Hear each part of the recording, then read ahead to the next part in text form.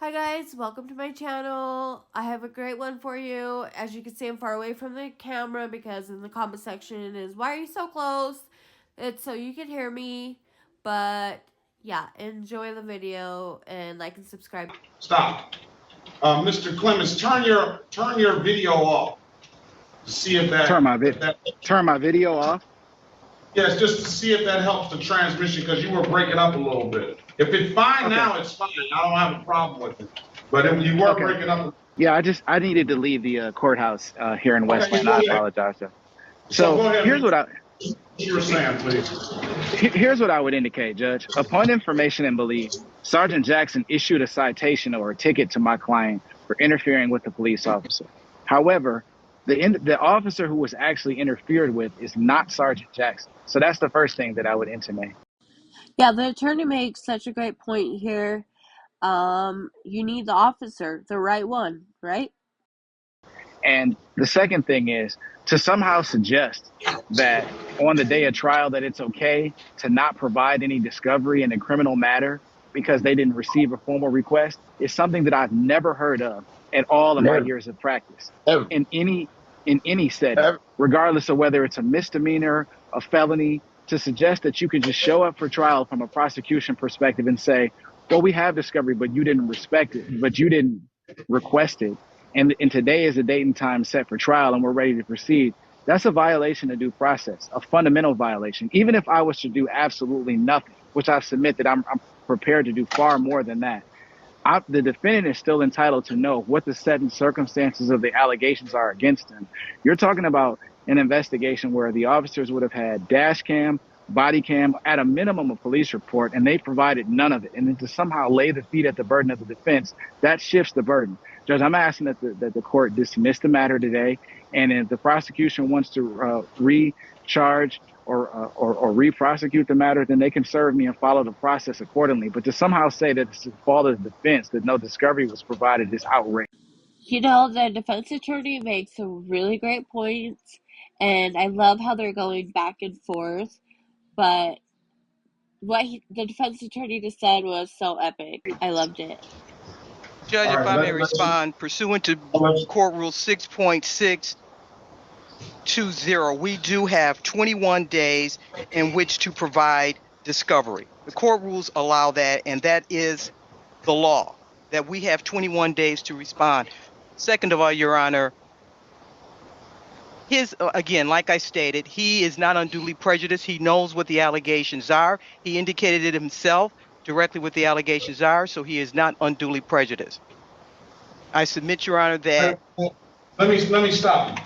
So first of all, let's go over the first argument you made. So are you referencing the 21 days to suggest that, because it's been 21 days since the pretrial date, are you referencing the 21 days to suggest that you have 21 days from what date to respond, to hand over the discovery?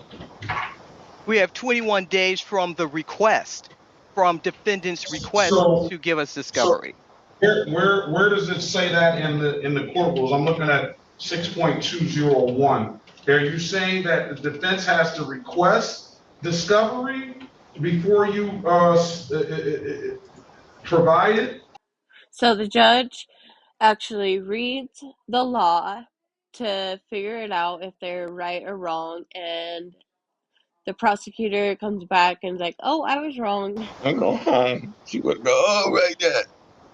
Who was that? Mr. Osborne, please mute yourself. That was Mr. Lee. I just muted. Okay, good. Thank you. I'm sorry, Mr. Osborne. I'm sorry, Your Honor. I believe it is that they have to request it within 21 days from the time that they have been appointed and that they've known that they're being appointed for the record. I would also argue, Your Honor, that Master Sergeant Michael Jackson is a res geste witness, Your Honor. He saw, he observed what was going on, and he, as an officer, can write the complaint and bring the charges based upon what he saw, heard, and investigated. Okay, so I'm not an attorney. I have no idea how this works, but I almost feel like Michael Jackson, yes, he was present in there, But the defense attorney has a point that they want that actual officer who cuffed him and took him to jail. They want that officer. They don't want an officer that was standing there observing things. I mean, maybe, I don't know, but to have the actual officer and the standby could testify, I'm sure, but to only have one who observed the whole thing, no. I think you need to bring in the officer that arrested him and took him to jail and whatever happened to him. That's my opinion. Judge, if I may, Go ahead. the 21-day rule is a default rule that mandates that discovery be provided by the prosecution within 21 days of the appearance unless otherwise ordered by the court.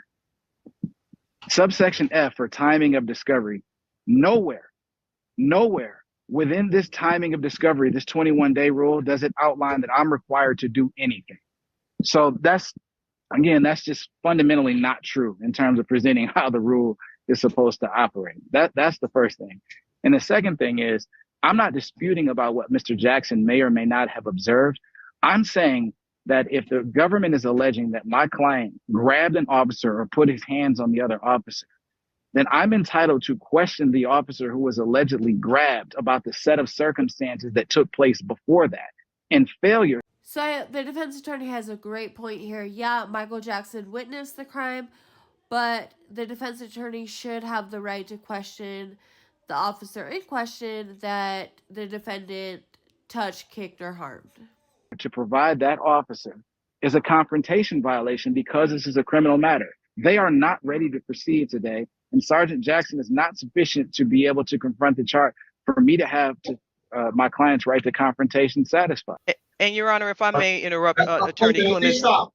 Hold on. I'm gonna give everybody an opportunity to respond. Let me do this, okay? So about the discovery request, 6.201,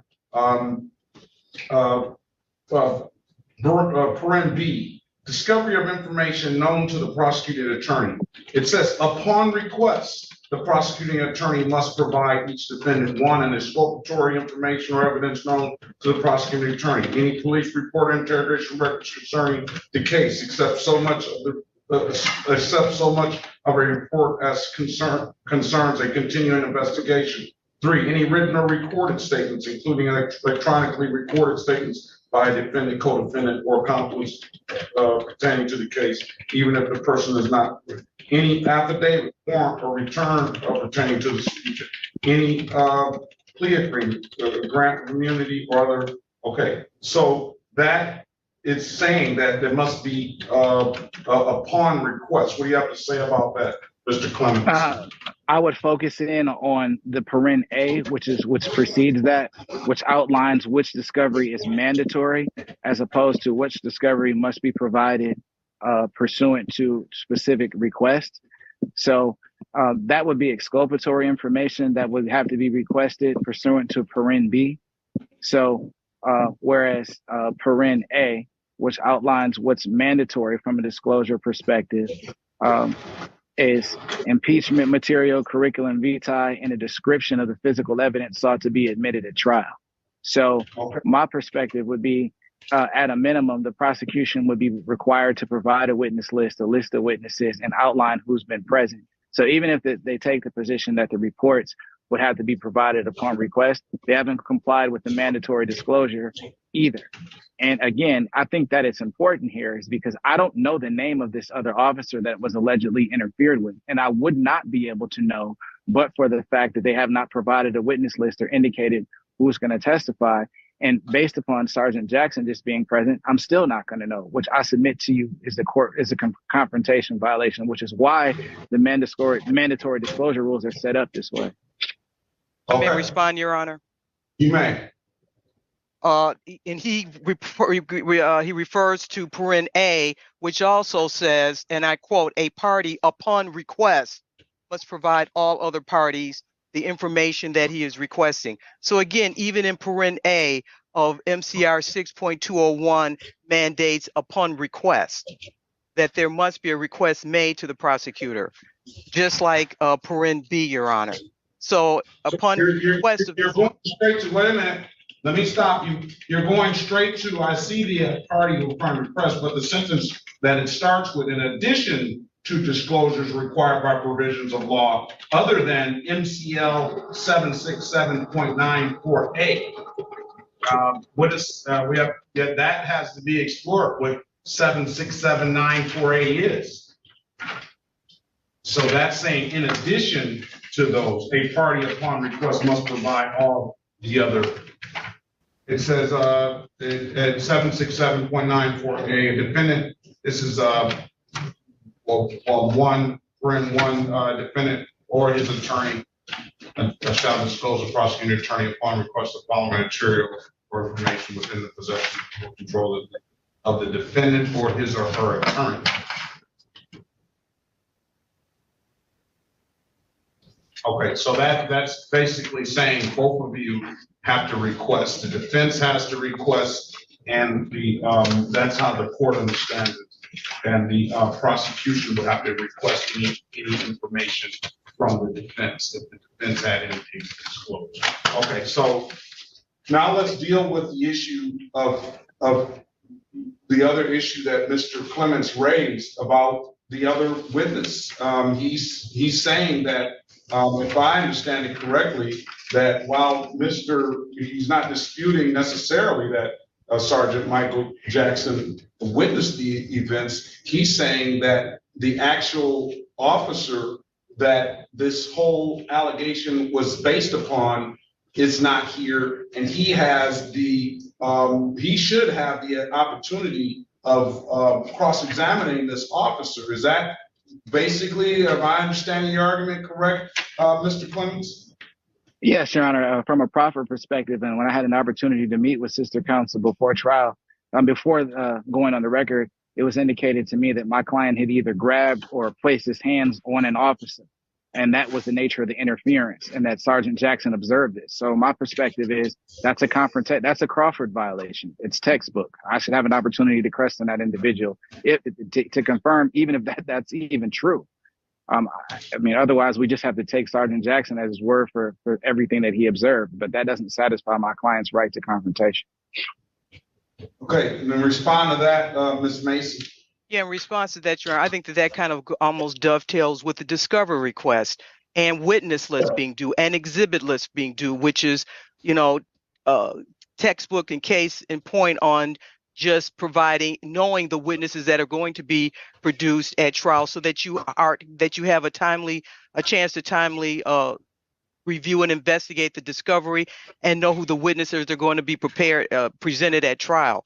So I believe that by providing him with the discovery upon request, he would be able to discern who would be presented at trial and who bringing in. I'm ready to make my decision. And based on the arguments that I've heard, I'm going to grant defense's motion to dismiss the case. And reason being is because today is the date and time set for trial.